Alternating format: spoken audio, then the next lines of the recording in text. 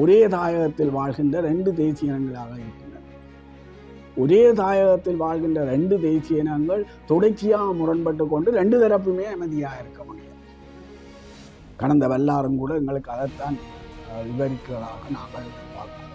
பேரினவாதத்தாலே ஒடுக்கப்பட்ட தேசிய இனங்களாக ரெண்டு தேசிய இனங்களுமே இருக்கு. ரெண்டு தேசிய இனங்கள் மத்தியிலேயுமே நிலப்பறிப்பு, மொழிப்பறிப்பு, கலாச்சார பறிப்பு, பொருளாதார பறிப்பு எல்லாமே இருக்கு. ஆகவே அந்த ஒடுக்குமுறைக்கு எதிராக போராட வேண்டும் என்று சொன்னால் ரெண்டு தரப்பும் இணைந்து செயற்பட வேண்டிய தேவை என்பது காணப்படுகிறது. மூன்றாவது மொழி, தமிழ் மொழி இந்த ரெண்டு சமூகத்தையும் இணைக்கின்ற ஒன்றாக காணப்படுகிறது. இந்த அரசியல் வரலாற்று இடைவெளி தமிழ் மக்கள் என்னென்று சொன்னாலும் அவர்கள் ஒரு 30 வருஷம் அகிம்சா ரீதியான போராட்டத்தை நடாத்தியிருந்தார்கள். ஒரு 30 வருஷம் ஆயுத போராட்ட அரசியலை நடாத்தியிருந்தார்கள். இப்போ திரும்ப ஆயுத போராட்டம் மௌனிக்கப்பட்டதை தொடர்ந்து ஒரு 15 வருஷம் அரசியல் ரீதியான போராட்டத்தை நடாத்தி வருகின்றார்கள். அப்போ கிட்டத்தட்ட 75 வருஷம் அவர்கள் தொடர்ச்சியான எதிர்ப்பு அரசியலை நடாத்தியிருக்கிறார்கள்.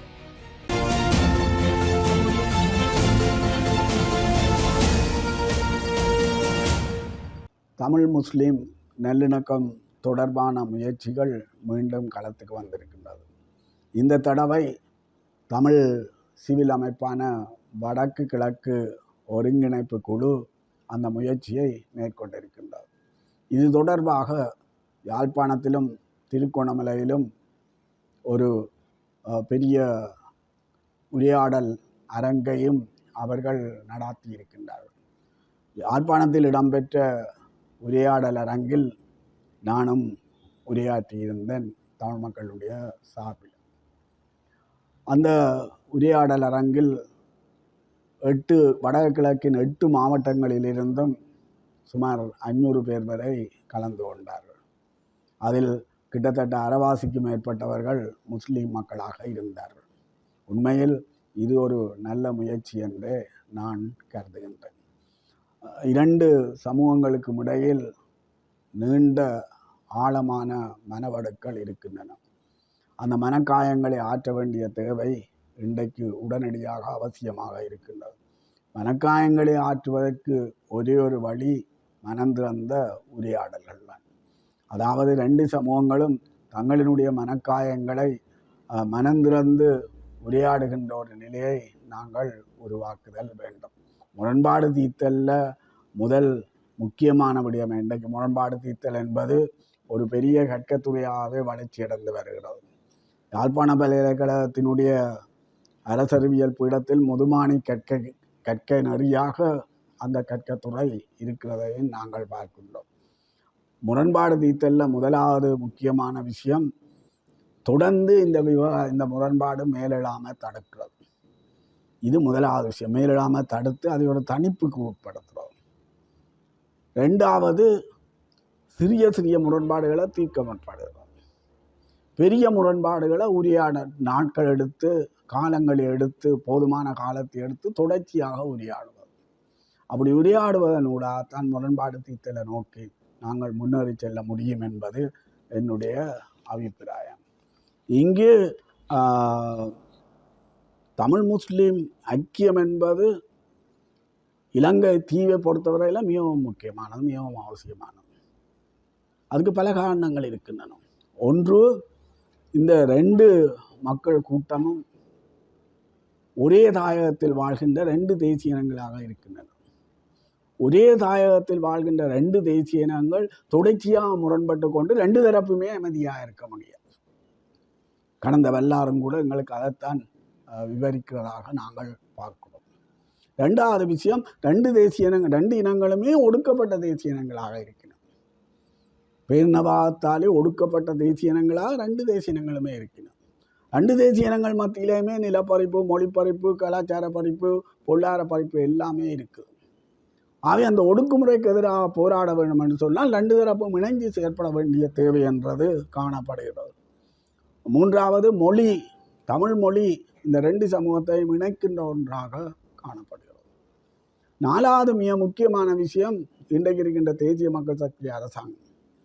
இன்றைக்கு தேசிய மக்கள் சக்தி அரசாங்கம் சோசலிய சொல்லாடல்கள் மூலமாக ஒரு புதுவித அரசியலை நகர்த்த விளக்குது.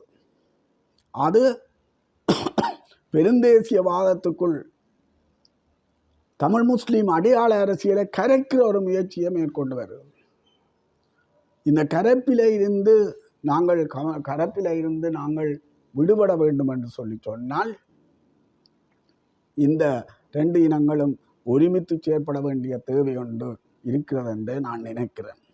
ஆகவே இந்த விடயங்கள், இந்த காரணங்கள் தொடர்பாக இந்த ரெண்டு இனங்களும் ஐக்கியப்பட வேண்டிய ஒரு தேவை என்றது இன்றைக்கு இருக்கிறது. ஆனால் முஸ்லீம் மக்களை பொறுத்தவரையில் இந்த ஐக்கியத்தை பொறுத்தவரையிலே அவைக்கு பல தடைகள் இருக்கின்றது என்பது உண்மைதான். அவர்கள் தமிழ் மக்களால் நீண்ட காலமாக முன்னெடுக்கப்பட்ட தமிழ் பேசும் மக்கள் என்ற அந்த கோட்பாட்டுக்குள் வருவதற்கு அவர்கள் தயாராக இல்லை. அவர்கள் தங்களை ஒரு தனியான தேசிய இனமாகத்தான் அடையாளப்படுத்துகிறார்கள். அவை தமிழ் மக்கள் எடுக்கின்ற அரசியலை தமிழ் மக்களுக்கு உரிய என்று நினைக்க பார்க்கிறார்கள். அவர் தமிழ் மக்களுக்கு உரிய என்று நினைக்க பார்க்கிறாலே அவர்களால் வர முடியாத சூழல் ஒன்று இருக்கு. ரெண்டாவது விஷயம், அவர்கள் முழு இலங்கையில் வாழ்கின்ற முஸ்லிம்களுக்கான அரசியலை முன்னெடுக்க முயல்கிறார்கள். வடக்கு கிழக்குக்கு என தனியான முஸ்லீம் அரசியலை முன்னெடுக்க அவர்கள் வரையில் உண்மையில் என்னென்று சொல்லி சொன்னால், தென்னிலங்கையில் வாழ்கின்ற முஸ்லீம்கள் சிங்கள மக்களோட வாழ வேண்டியவர்கள், வடகிழக்கில் வாழ்கின்ற முஸ்லீம்கள் தமிழ் மக்களோட வாழ வேண்டியவர்கள். ஆகவே தென்னிலங்கையில் வாழ்கின்ற முஸ்லீம்கள் தனியான அரசியலையும் வடகிழக்கில் வாழ்கின்ற முஸ்லீம்கள் தனியான அரசியலையும் முன்னெடுக்கின்ற போது அவர்களால் முன்னேறி செல்லக்கூடியதான ஒரு சூழல் உருவாகி இருக்கும். இன்றைக்கு மலையக மக்களுடைய அரசியலை வடகிழக்கு தலைமை முன்னெடுக்க இல்லை. ஏனென்றால் அது வேறு நிலப்பரப்பில் இருக்க அரசியல், அதை அவர்கள் மலையக தரப்படியே விட்டு விட்டார்கள். இதே மாதிரியான ஒரு அணுகுமுறையை முஸ்லீம் அரசியல் பின்பற்றி இருக்குமா இருந்தால் அவர்கள் தமிழ் அரசியலோடு வருவதற்கான சூழலும் வாய்ப்பும் ஏற்பட்டிருக்கும். அது நடக்க இல்லை. இது அடுத்த காரணம். மூன்றாவது காரணம், இந்த அரசியல் வரலாற்று இடைவெளி. தமிழ் மக்கள் என்னென்று சொன்னாலும் அவர்கள் ஒரு 30 வருஷம் அகிம்சா ரீதியான போராட்டத்தை நடாத்தியிருந்தார்கள். ஒரு 30 வருஷம் ஆயுத போராட்ட அரசியலை நடாத்தியிருந்தார்கள். இப்போ திரும்ப ஆயுத போராட்டம் மௌனிக்கப்பட்டதை தொடர்ந்து ஒரு 15 வருஷம் அரசியல் ரீதியான போராட்டத்தை நடாத்தி வருகின்றார்கள். அப்போ கிட்டத்தட்ட 75 வருஷம் அவர்கள் தொடர்ச்சியான எதிர்ப்பு அரசியலை நடத்தி இருக்கிறார்கள். எதிர்ப்பு அரசியல் அடுத்த கட்டம் தான் ஒரு ஆயுத போராட்ட அரசியல். ஆனால் முஸ்லீம் அரசியல் என்பது ஆளுங்கட்சி அரசியலுக்குள்ளேயே தொடர்ந்து இருக்கு. அது இன்னும் எதிர்ப்பு அரசியல் என்ற கட்டத்துக்கே வரவில்லை. அதுக்கு பிறகுதான் நான் போராட்ட அரசியல் என்ற கட்டத்துக்கு வரணும். அப்போ இந்த பெரிய இடைவெளியும் அவர்கள் ஒருங்கிணைகிறதுல நெருக்கடியை உருவாக்கி இருக்கிறது என்று நான் கருதுகின்றேன். நாலாவது விஷயம், அவர்களுடைய வர்த்தக பொருளாதார நலங்கள் தென்னிலங்கையோர இணைப்பிட்டு காணப்படுகிறது. ஆகவே தாங்கள் தமிழரசியலோடு தாங்கள் இணைந்து செயற்பட்டால் தென்னிலங்கையில் தங்களுடைய வர்த்தக நலங்கள் பாதிக்கப்படும் என அஞ்சுகின்ற ஒரு நிலைமை ஒன்று அவர்களிடம் இருக்கிறது. அவை இதுவும் அவர்கள் இந்த அரசியலோடு ஐக்கியப்படாமல் இருக்கிறதுக்கு ஒரு காரணம். இதைவிட அவர்கள் நினைக்கிறார்கள் என்று சொன்னால், வடக்கு கிழக்கு இணைக்கப்பட்டால், ஏனென்றால் தமிழ் மக்களுடைய மிக பிரதான கோரிக்கை வடக்கு கிழக்கு இணைப்புத்தான்.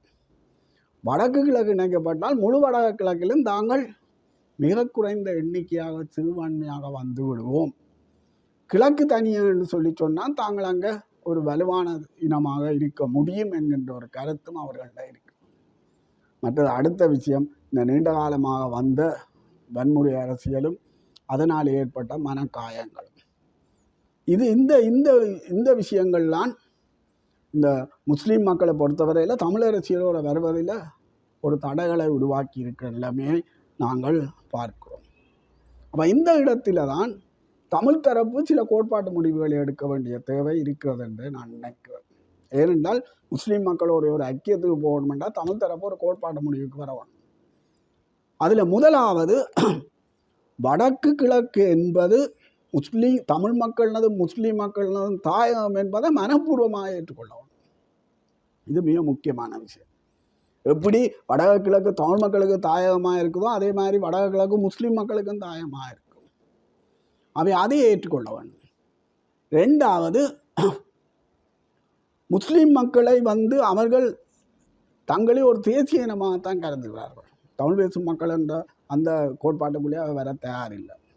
அது தமிழ் பேசும் மக்கள் என்ற கோட்பாட்டை கைவிட்டுறோம்.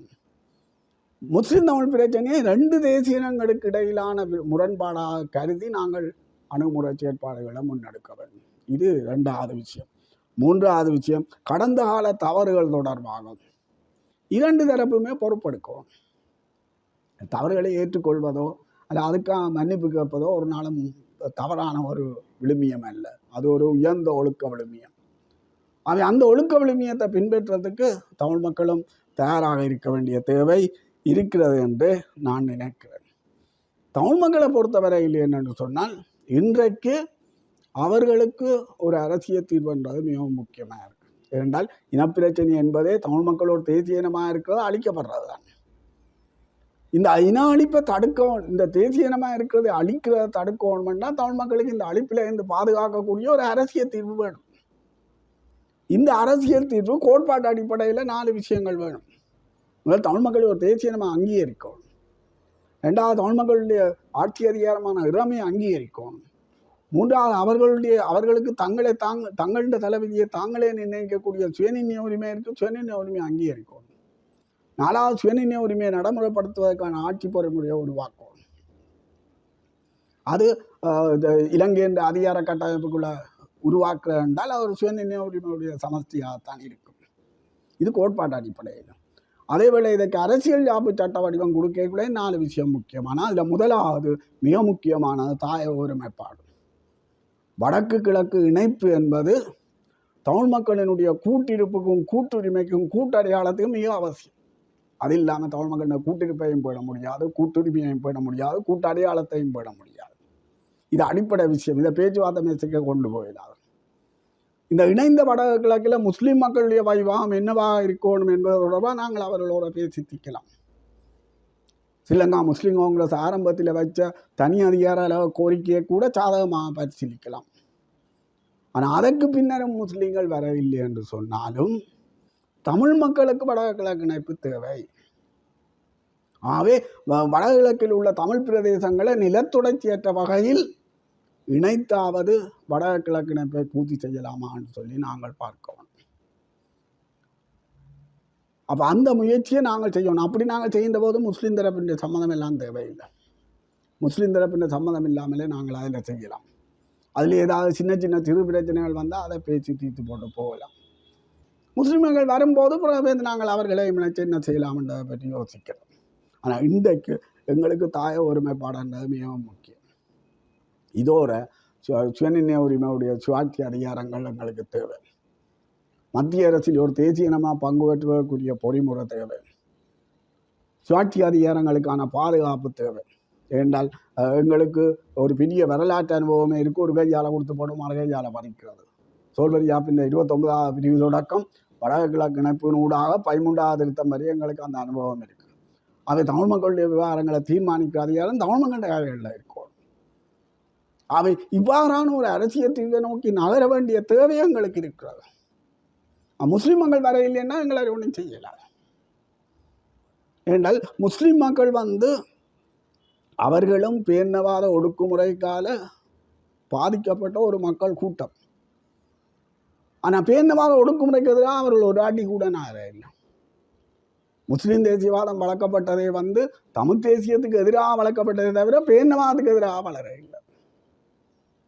இந்த நிலைமையில் முஸ்லீம் மக்கள் மாற்ற வேண்டிய தேவை இருக்கிறது என்றே நான் நினைக்கிறேன். அன்றைக்கு யாழ்ப்பாணத்தில் நடைபெற்ற கூட்டத்தில் யாழ்ப்பாணத்தை பிரதிநிதித்துவப்படுத்திய, யாழ் மாவட்டத்தை பிரதிநிதித்துவப்படுத்திய ஒரு முஸ்லீம் பெண்மணி பேசியிருந்தால், நாங்கள் இனிமேல் தமிழ் அரசியலோடாக நாங்கள் இருப்போம்னு சொல்லி. நல்ல விஷயம். நீங்கள் தமிழ் அரசியலோடு நேரடியாக வர வேணுமென்று இல்லை. வடக்குமான முஸ்லீம்கள் வேணுமெண்டா வடக்குமான முஸ்லீம்களுக்கு ஒரு தனியான ஒரு கட்சியை உருவாக்கி நீங்கள் தமிழ் கட்சியில் ஒரு ஐக்கிய முன்னணி அமைச்சு செயற்படலாம். அப்படி என்ன உங்களுடைய அடையாளம் பேணப்படும். அதே வேளையில் இந்த அரசியலோட நீங்கள் நிற்கக்கூடிய சூழல் உருவாகும். இப்படியான ஒரு சூழலை நோக்கி நகருகின்ற போதுதான், ஏனென்றால் முஸ்லீம் மக்கள் இந்த முஸ்லீம் மக்களுடைய வெளியேற்றம் என்பது மிகவும் துயரமானது. அதை நாங்கள் ஏற்றுக்கொள்ள இல்லை. அது சம்பந்தப்பட்ட வெளியேற்றிய அமைப்பே அது தவறு என்று ஏற்றுக்கொண்டு அவர்களை திருப்பி குடியேற வர சொல்லி அழைப்பு விடுத்திருந்தார். ஆனால் அது ஒரு விளைவு மட்டும்தான். உண்மையான மைய காரணம் என்னன்னு சொன்னா, வடக்கு கிழக்கு என நகர்ந்த அரசியலோடு முஸ்லிம் மக்கள் இருக்க இல்லை. அவர்கள் அதுக்கு வெளியிலான்னு நின்றவர். வெளியில நின்றால் எதிரிகள் பயன்படுத்துவார்கள், விளைவுகள் எல்லாம் வரக்கூடிய சூழல் உருவாகும். அவை மைய விவகாரம் அதுதான். வெளியில நிற்கிறது தான் மைய விவகாரம். அவர்களை எப்படி இந்த அரசியலோடு இணைக்கிறது என்பதை பற்றி யோசிப்பதுதான் இன்றைக்கு கூடுதலாக பொருத்த முடியாது என்று நான் நினைக்கிறேன். இதில் தமிழ் தரப்பு வலுவான நெகிழ்ச்சியோடையும் வலுவான ராஜதந்திரத்தோடையும் வலுவான அரசியல் நாகரிகத்தோடையும் செயற்பட வேண்டியது அவசியமானது என்றே நான் கருதுகின்றேன்.